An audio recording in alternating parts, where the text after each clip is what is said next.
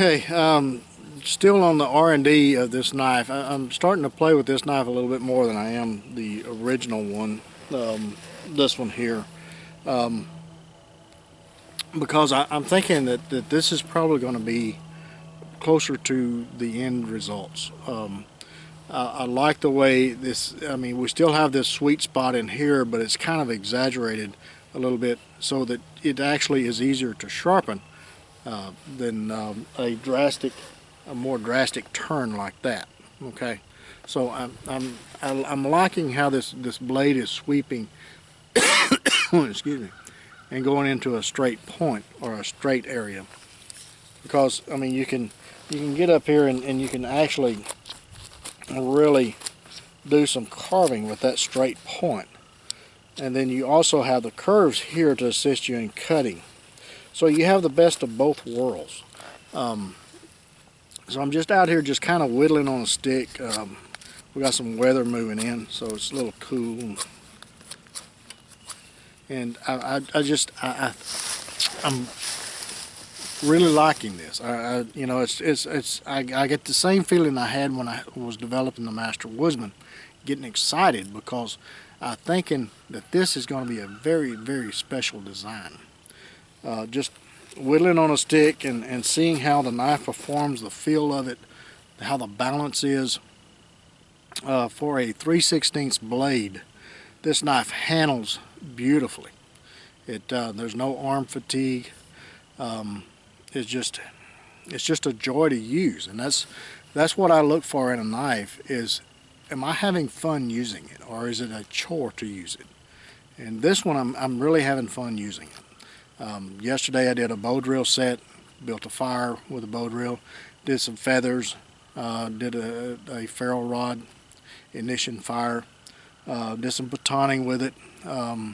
This morning I showed on video using the hammer portion up here, the flat portion, driving in 10 stakes and things like that. How this flat portion assists you in the batoning. It's got an anvil type flat place to beat and drive the blade into whatever you're batoning.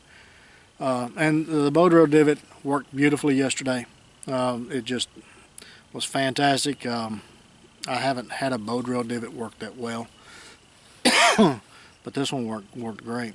Now I'm trying to find out if those holes are going to be an issue. So I'm out here just whittling on a stick, and I may just break me off a piece of this oak here and try to carve a spoon right quick. Let's do that. Let's see if I can get a good section of this.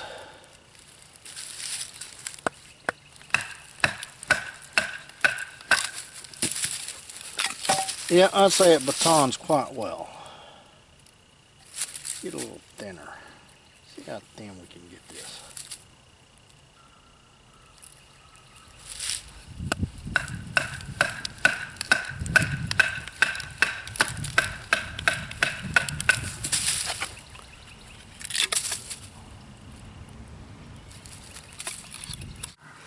Okay, I had to go take care of a delivery right quick.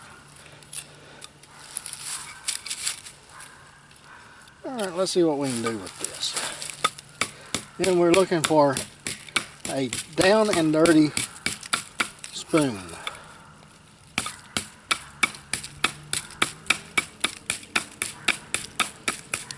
Something to eat with.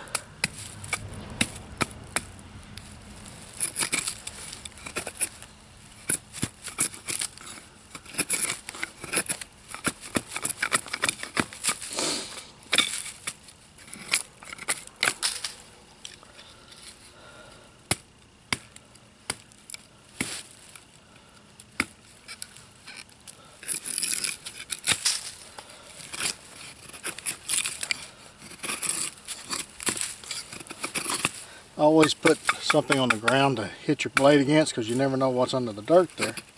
Could be rocks.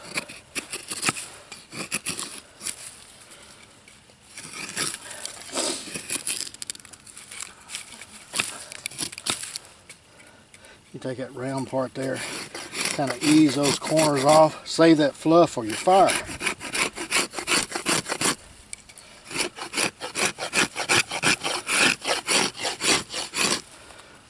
how round that is.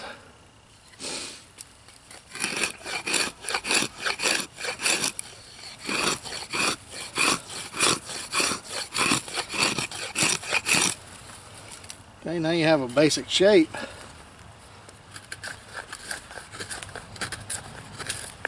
So you get down that sweet spot right there. You have to remove some material.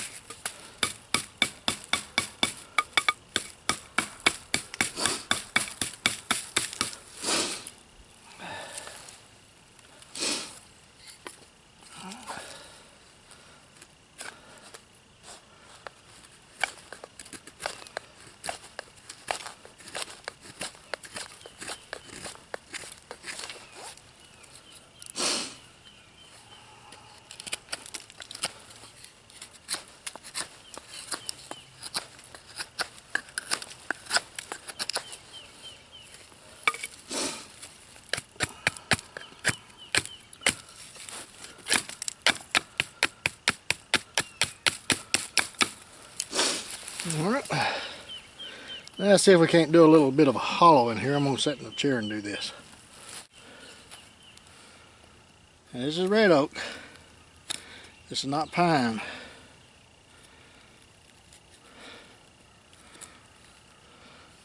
Use that little hump right there. You use different curves of the blade for different things.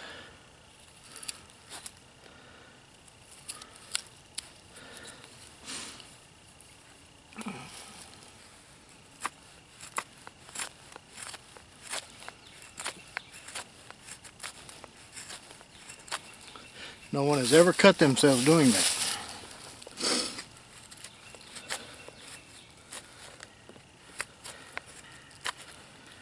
It all comes down to blade control.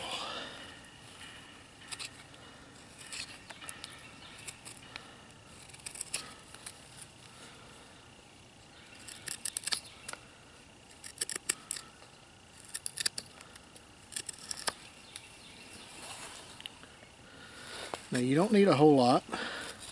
You can use almost a spatula, but if you have a little bit of a dip there to get some soup, it's even better, but it's not necessary.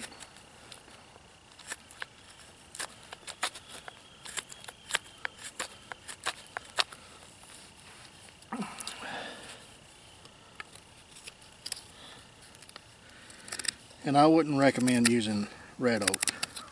Find something softer and green wood too. But I'm testing a knife out, so I want to put it through some paces and see how it does.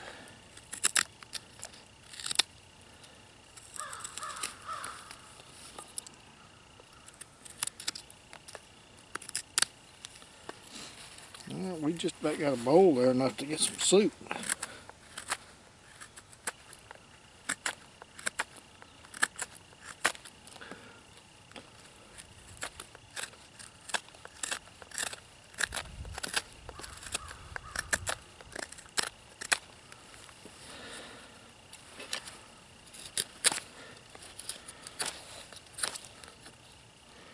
Let's smooth that out a little bit.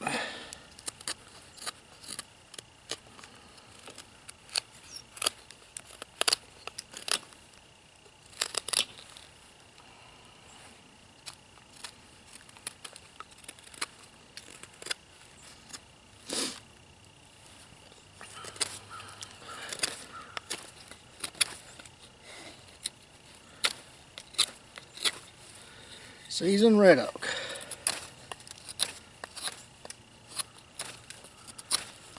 This has been dried in the wood pile for almost a year.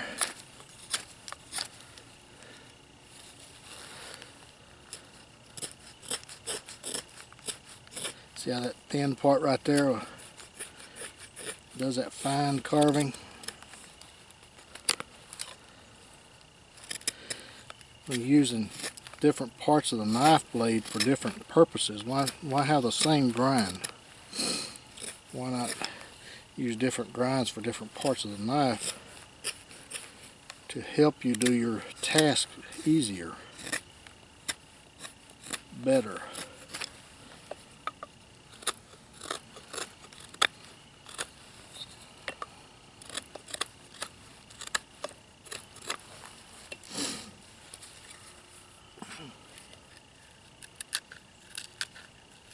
Now when you're doing it like this, be sure don't apply too much pressure. You just want to just barely touch it, so if that blade does slip, it doesn't drive it into your thumb, which is touching my thumb and it's like a razor blade.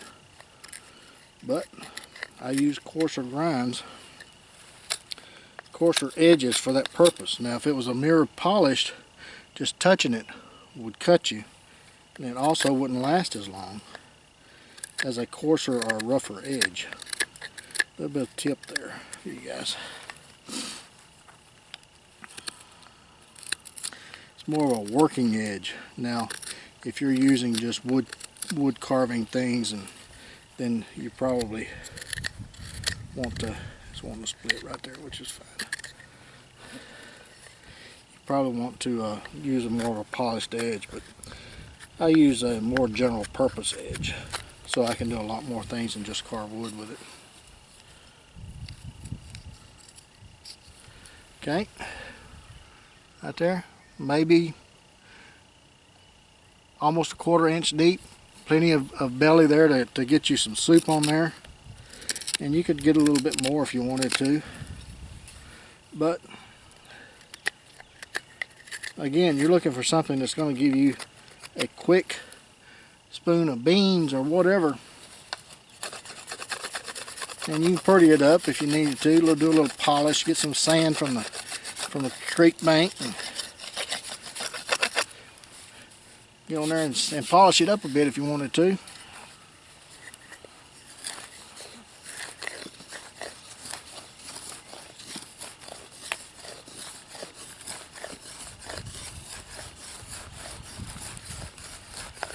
I'll tell you what, that sweet spot right there, every knife should have that. If you're going to use a knife any way like this, slicing, cutting, you need that right there, that drop.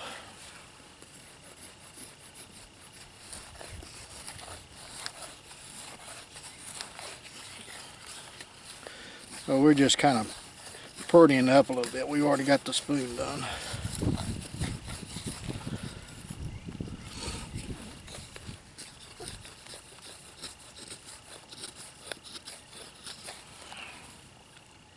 Kind of polishing it up a bit. Playing actually.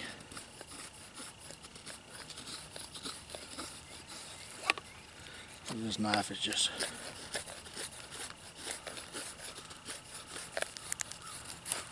such a joy to use.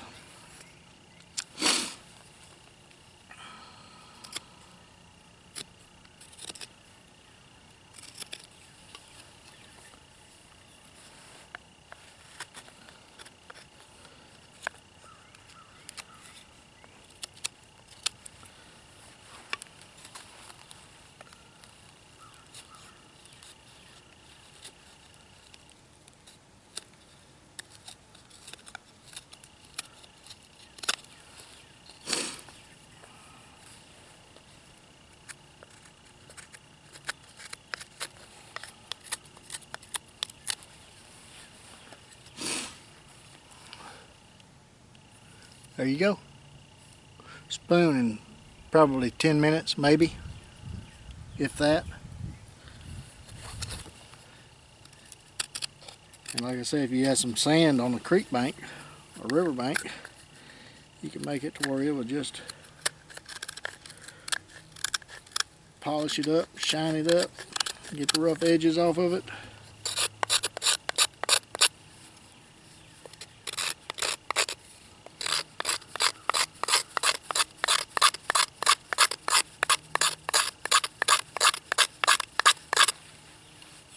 You polished it up pretty good right there, just using the edge.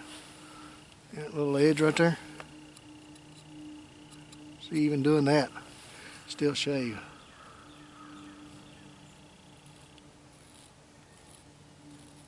Here, cutting.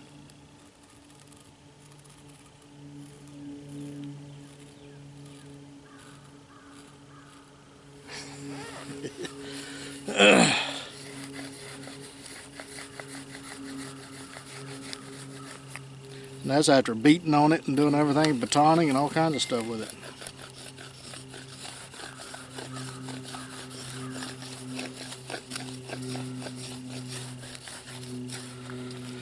Yep.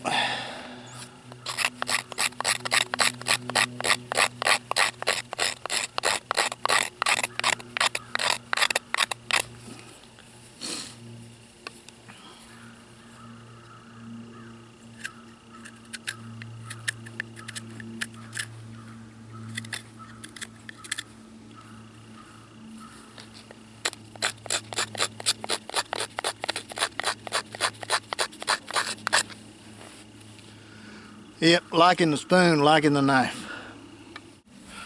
Got a splinter in my hand. See that splinter right there? See how well this knife will get a splinter out.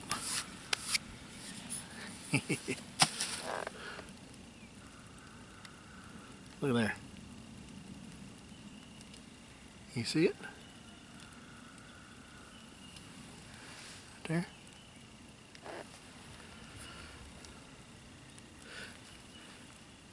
It'll do minor surgery. What a knife. What a knife. I appreciate you joining me on this. On the next, the R&D phase still continues on the design, but I think it does a little bit of fine carving. We're not doing figurines or anything, but we're doing useful stuff. Stuff that you're going to need. You may need to get some of that soup. You may need to, you may not need a spoon, but at least you know what this knife is capable of. It shows you what the knife is capable of. So, there you go. A spoon. Alright, we'll catch you guys on the next one. The R&D still continues on this knife. You guys get in the backyard, whittle on a stick, make you a spoon, see how well your knife performs. And we'll catch you guys again soon. Be sure to take plenty of band-aids and lots of knives.